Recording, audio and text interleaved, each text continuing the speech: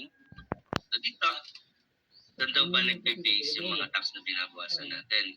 Galing sa gross pay natin. Pag sinabing gross pay, at yung initial pay, okay, except the minis. Ano yung the minis? At yung mga food allowance, okay, transport, okay, allowance na binibigay sa inyo ng employer ninyo. Okay, hindi yun kasama dun sa ating gross pay. Pag sinabing gross pay, bawas na dito yung mga statutory contributions natin. Ano yung mga statutory contributions? Kagaya ng mga SSS, Pag-ibig, PhilHealth. So, ibig sabihin, kakaltasin muna sila bago tayo kuhaan ng tax. Nakuha?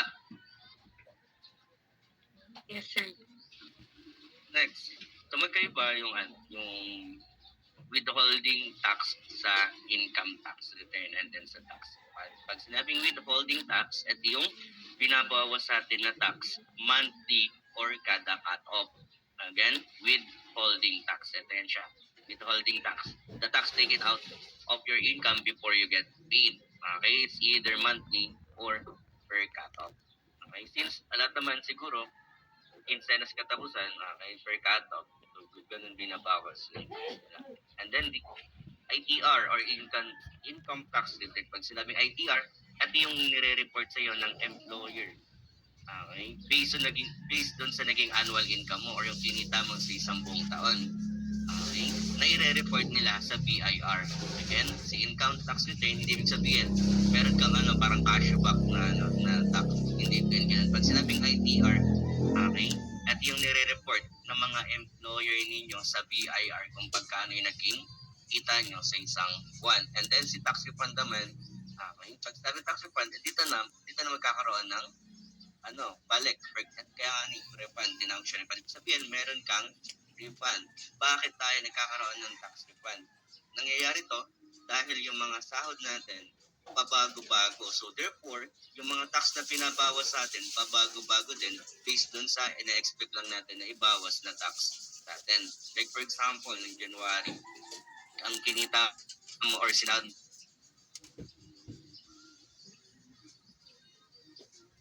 March, 35,000. So, ibig sabihin, nagbabago-bago yung sinasahod mo buwan-buwan. So, ibig sabihin, pag nagbabago-bago yung sinasahod mo buwan-buwan, nagbabago din yung tax na binabawas sa'yo or nagbabago yung tax bracket mo. Okay? Pag ganun, nagkakaroon tayo ng tax refund. Bakit nga ba nagbabago-bago yung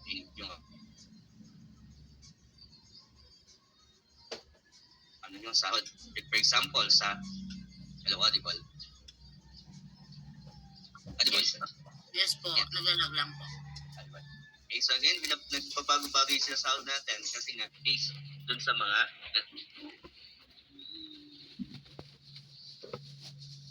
trabaho. Okay, so pag ganun, ngayon nagpabago din yung tax bracket natin at yung tax bracket.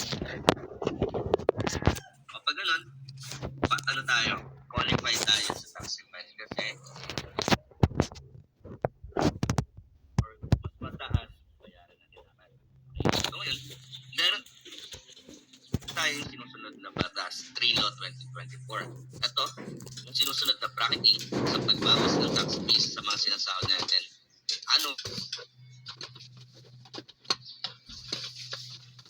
Well, taon-taon.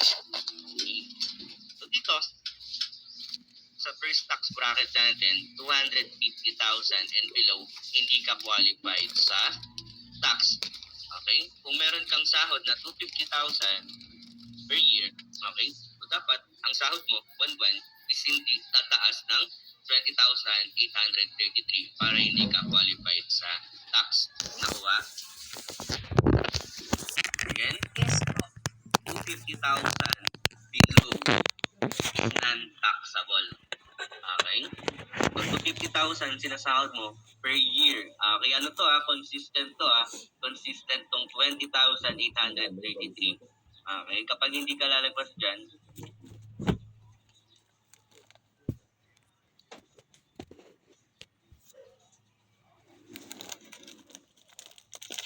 okay, so again, kapag hindi lalagpas sa 20,833 ang sinasahod mo buwan-buwan, hindi ka qualified sa tax or non-taxable ka.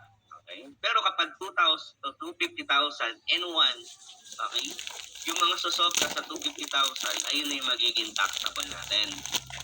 Okay? For example, dito sa second bracket natin, 250,000 and 1 to 400,000, okay, 50% of the excess over 250,000 yung ibabawas sa'yo. Ibig sabihin, yung first 250,000 mo, hindi siya taxable. And then yung lalagpas sa 250,000, ayun yung magiging taxable sa'yo. Okay? For example, dito yeah, let's say, ang sahod niya, no? Ang sahod ni Dayaganon, buwan-buwan, is 30,000. Okay? So, kukumpitin natin to annually. Okay? Kukunin natin yung annual income niya. So, ang gagawin natin, si 30,000, i-multiply natin sa ilang buwan ba meron sa isang taon? 12. So, multiply natin siya sa 12. So, ang sahod niya, kada taon is 360,000. Question, qualified ba siya sa tax refund? Yes po. Bakit? Qualified? po. Hindi po. Ay, hindi po tax refund pala yung tanong, sir. Okay, no. Bakit? Kasi consistent, 30,000 yung natatanggap niya monthly. Okay, magkakaroon lang tayo ng tax refund kapag pabago-bago yung sinasahod natin, buwan-buwan, tumataas, bumababa. Ngayon, consistent siya, wala kang tax refund. Ngayon, kapag nakuha mo na or namit mo na yung isang taon dun sa trabaho mo, magkakaroon ka ng ITR or income tax return. Ito yung report ng employer na nire-report nila sa BIR kung magkano yung kinita mo and then yung mga tax na binayad mo sa isang buong taon. Okay? Ano tayo, naka-form. Papakita nila sa iyo and then i-report nila yun sa BIR. Okay? And then, kung meron kang annual income na 360,000 and then meron kang monthly gross salary na 30,000, magkano yung ikakaltas sa iyo na tax? Annually. Okay? And then kukunin natin yung tax na binabawas sa iyo monthly. Okay? So, 360,000, okay, under siya ng anong bracket? Dito, 250,000 and 1 to 400,000. So, magkano yung tax na ibabawas sa iyo?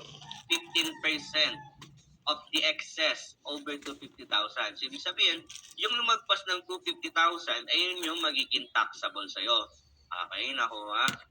Ang gagawin natin, si 360,000, ima-minus natin sa 250,000. Bakit 250,000? Kasi nga, si first 250,000, hindi siya taxable. Yung mga sosobra lang daw sa 250,000, ayun yung magiging taxable or yung lalagyan ng tax. Antayin natin. Yes. Okay. So, yung taxable sa'yo is 110,000. Okay? Ito yung sobra sa 250,000 mo eh. Ito yung lumagpas ng 250,000. So, therefore, ito yung kukuhaan nila ng tax. Okay? So, ngayon, itong taxable na to, baliktad, mali. Dito siya. So, dito is, ang non-taxable, 250,000. Okay? Non-taxable, 250,000. And then taxable amount, 110. Paano daw nakuha yung 110? Yung annual income mo, minus natin sa non-taxable na 250,000.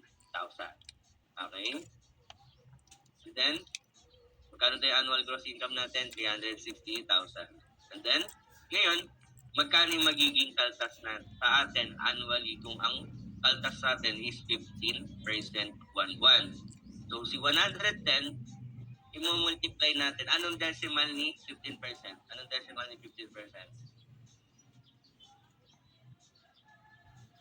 0.15? 50? 15, sir, 1.5. Okay, 0.15.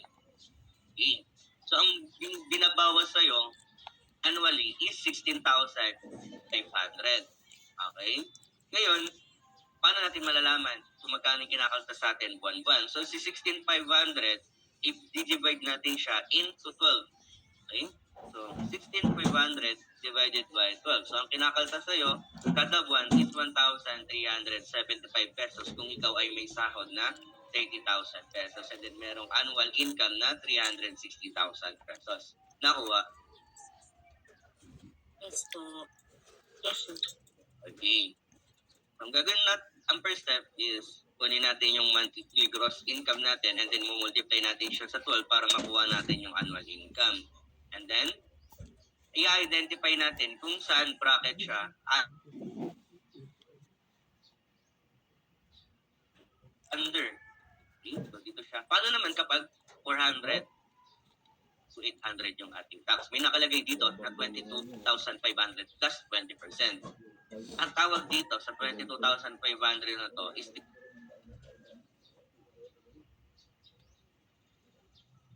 nakapix siyang 22,500.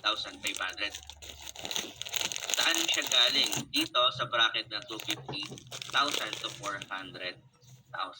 Okay? Kasi nga habang pataas ng pataas yung sahod mo, pataas din ng pataas yung tax na binaba mo sa'yo. Okay? At siya naging fixed tax dyan. Okay?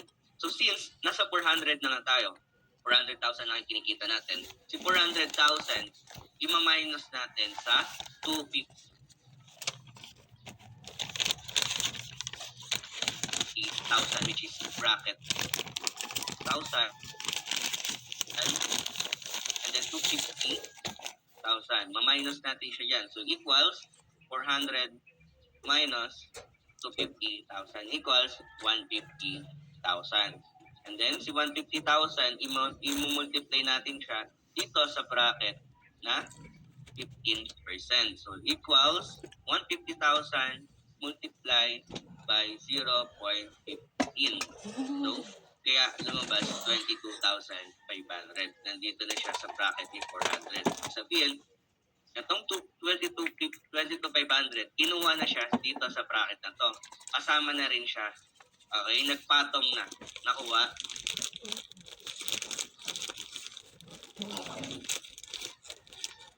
And ganun din dito sa 800,000. Kunin natin din para ma-enlighten tayo saan galing yung 100,000. Laki yan. So si 800,000, nandito na tayong bracket, di ba? Dito na yung bracket natin. So si 800,000, ima-minus naman natin kanino? 400. Okay, 400,000. Very good. 800. So 90 yung malaking value kasi dapat mas malaki na una compared dun sa second value para hindi siya mag-negative. 800 minus 400, siyempre 400,000.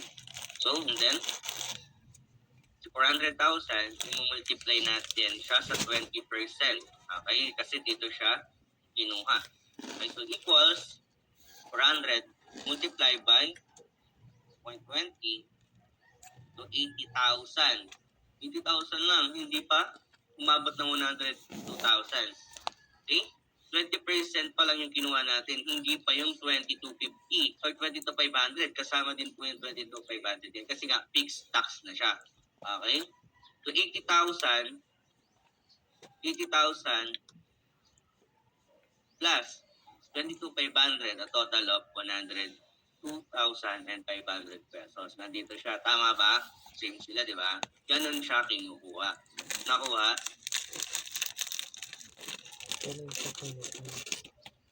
Nakuha? Yes, sir. Okay. Ito naman, si 400 naman. Si 400,000 naman. Grabe na yan. Kapag downside mo to 2M to 8M, okay, annually, yan kakalta sa'yo, 400K. So, saan natin ma-minus si 2 million? 800,000. Okay, sa 800,000. So, si 2 million, 1, 2, 3, 4, 5, 6, then 800. Copy natin yan siya. So, equals 2 million minus 800 is 1 point. Okay? Saan naman natin siya multiply? Saan natin siya multiply? 30%, sir. 20% ba? Ito siya. Sir, 25. Okay, 25%. 25.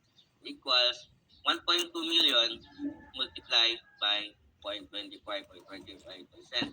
So, 300,000 yung annual tax mo. Pero hindi pa siya umabot ng 402. Saan magagaling yung iba? Saan ba magagaling yung iba?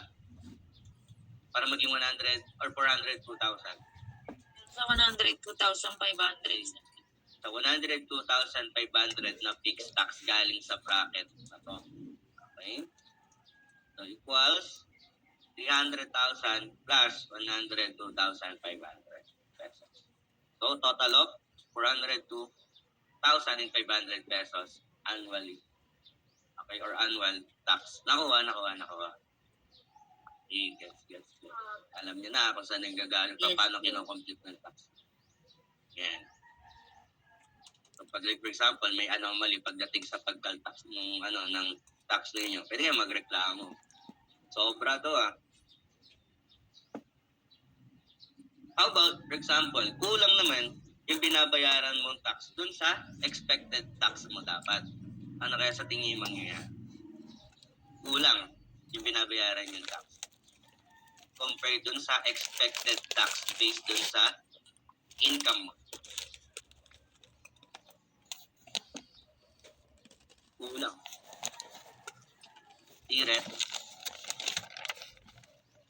Siret na.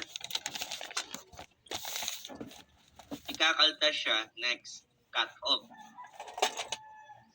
Okay, ganun lang. Kakaltas siya, next, cut off. Okay, ngayon, kanina, kinompute natin yung sahod dito sa bracket na to. Ngayon, dito naman, sa merong fixed tax. Okay, 22,500 plus 20%. Okay, dito tayo. Yan, for example, ang kinikita mo, okay, yearly is 700,000 pesos. Okay? Annual. Okay? Ngayon, and then, saan to pasok na bracket?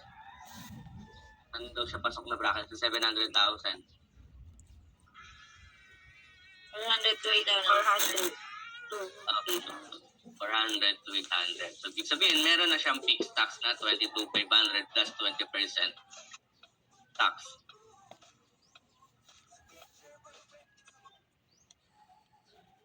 Ano ito? So, kung 700,000 ang sinasahod mo buwan-buwan, magkano magiging taxable mo? So, sa 700, ima-minus natin saan?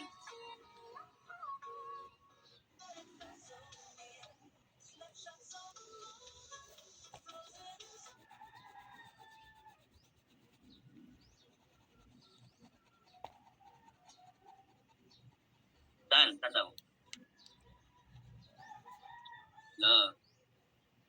Siret? 1,000, sir? Mali. 22, sir. Natin yung minus si 700,000 para lumabas yun. Ha? 250,000. 250,000 ba?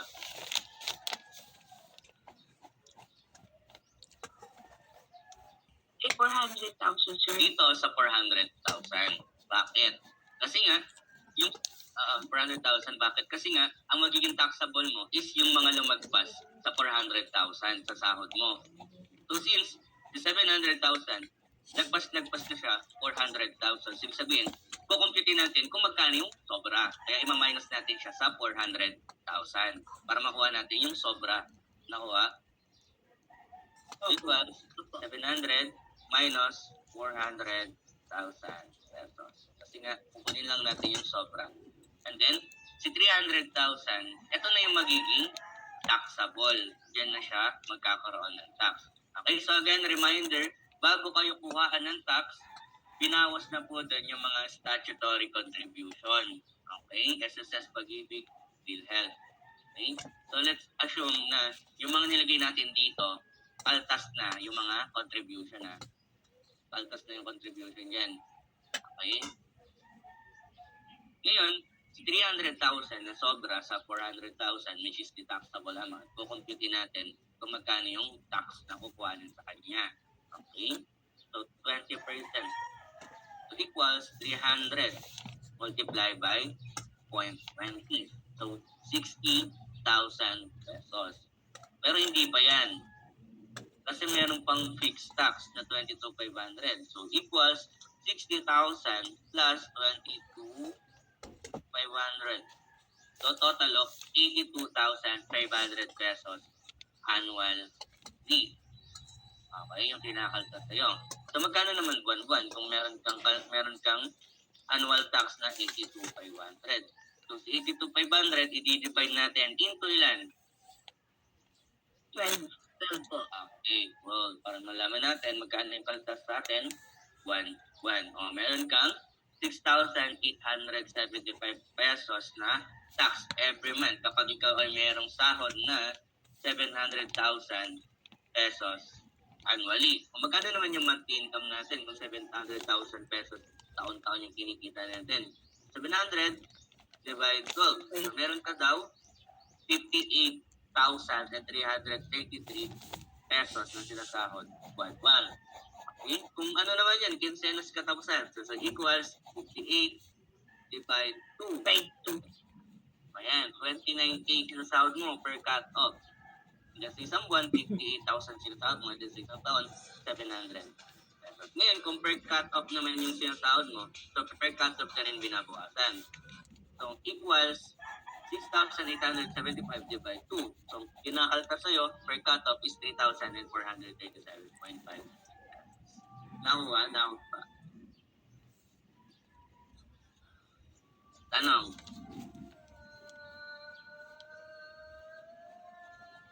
Katanungan.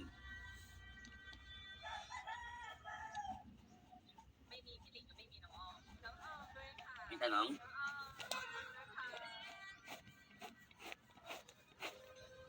Next, dito naman sa 800 to 2 million yung sahod mo. Okay, dito naman.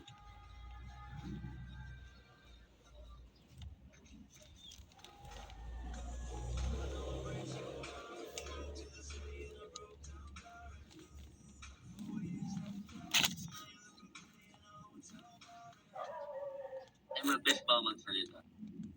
Sorry na. Ulit. Ulitin natin. Sorry na.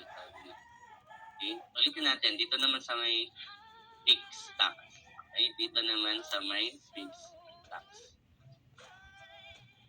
Dito na lang sa non-taxable muna. Which is ito. Sa 250 to 400 ulit tayo. 250 to 400,000. Yan. So, kung si Cheryl ay may sahod na 25,000 buwan-buwan, magkano yung magiging annual income niya? So, si 25,000, i-multiply natin sa 12 para makuha natin yung annual income. So, 25,000 multiplied by 12 is a total of 300,000 pesos. So, si 300,000 pesos, papasok siya sa bracket na 250,001 to 400,000 pesos. Magkano daw po yung magiging tax natin kung under tayo ng bracket nito? 50%. Okay, 15%. Wala pa siyang fixed tax. Bakit? Kasi yung sa upper bracket niya, okay, non-taxable pa. Okay, kasi kapag daw ang sahod mo hindi lalagpas ng 250,000 is hindi ka taxable. Or kung meron kang sinasahod na buwan-buwan na 20,833.33 pesos. O ang sahod mo ganyan, hindi ka qualified sa tax. Pero kapag lumagpas na dyan, qualified ka na sa tax. Unlike nung sample natin, 25,000 pesos buwan-buwan. So therefore, taxable na siya. Okay? So si 25,000 monthly, and then ang annual income naman, 300,000. Under siya nitong bracket na 250,000 to 400,000.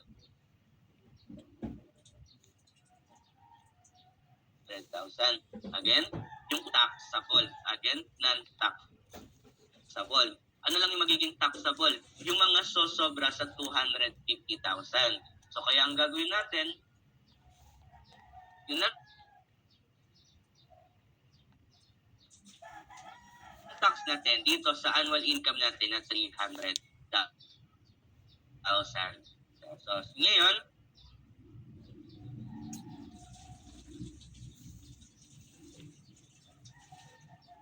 300,000 pesos. Ngayon, magkano yung magiging taxable amount? 50. Ikaw, 50,000 pesos. Paano nakuha yung 50,000 pesos? Si 300,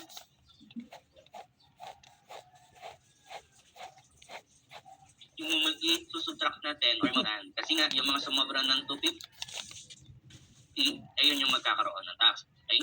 So, ang taxable amount natin, 50,000. Okay? Naka-annual to And then, dito, sa sahod na to, bawas na yung mga statutory contribution. Pag-ibig. Okay? So, next step, kukunin natin yung tax na 15% withholding. So, equals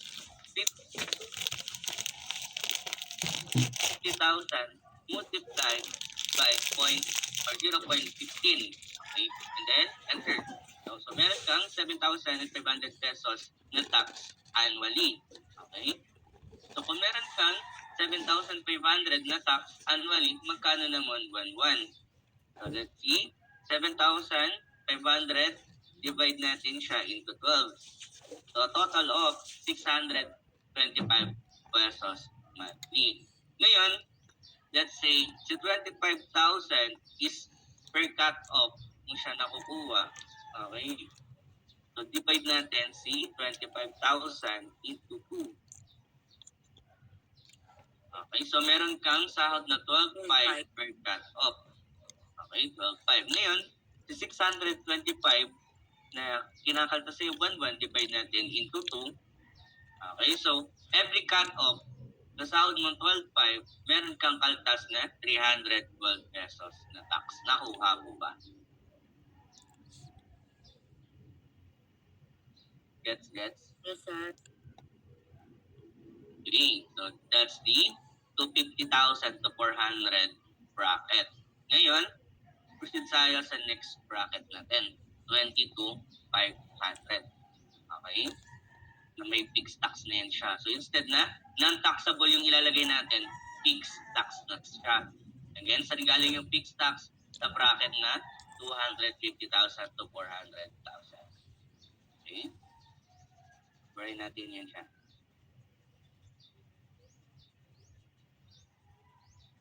Let's say, si Cheryl, meron siyang, na-raise siya. Ayan, sa hardworking. Ayan, hardworking. Na-promote, sir. Na-promote na yan siya. Meron na siyang annual income na, magkano yan? Let's say, 500,000 pesos. Ang sinasahod niya, annually.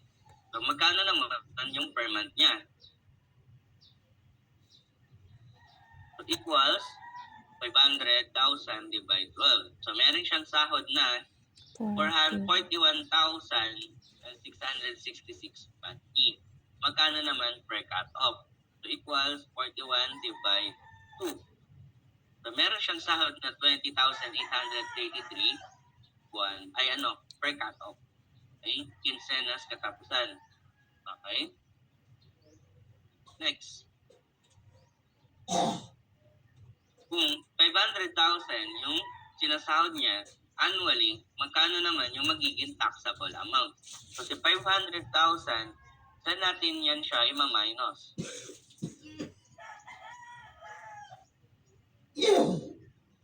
Saan natin yan siya ima-minus? Sa 400 po. Okay, sa 400,000. Kasi kukunin natin kung magkano yung sumobra doon sa 400,000.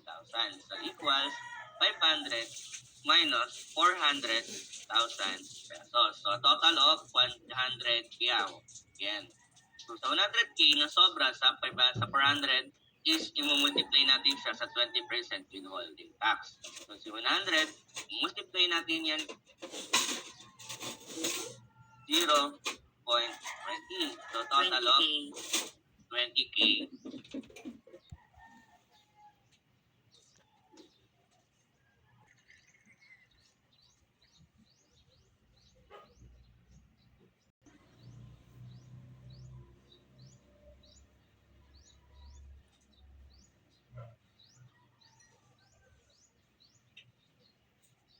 Ngayon, kung meron kang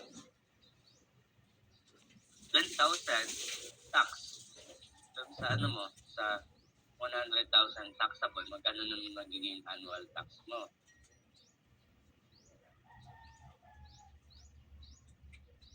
Sa bago natin, sa 20,000 na fixed tax. So, total of 42,500 pesos yung magiging annual tax mo. Okay? Kung meron kang 42,000 na annual tax, magkano naman buwan-buwan? So, 42,000 divided by 12. Enter. So, meron kang kaltas na 3,541 and 6666667. Okay? And then, kung per cut-off naman, kung per cut-off naman, equals 3,541 divided 2. So, per cut-off, meron kang 1,770 na binabawas sa'yo. Nakuha ko ba? Nakuha?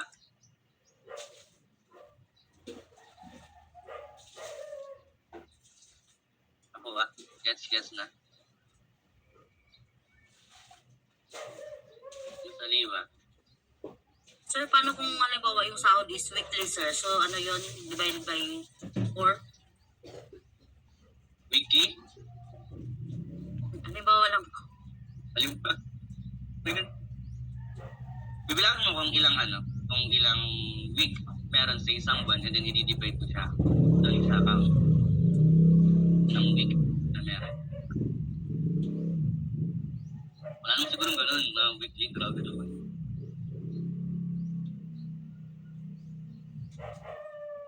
Nakuha? Kaya na?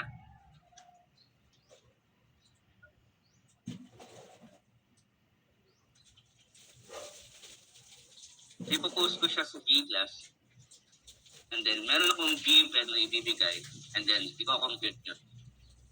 Nakuha? Yes, sir. Question.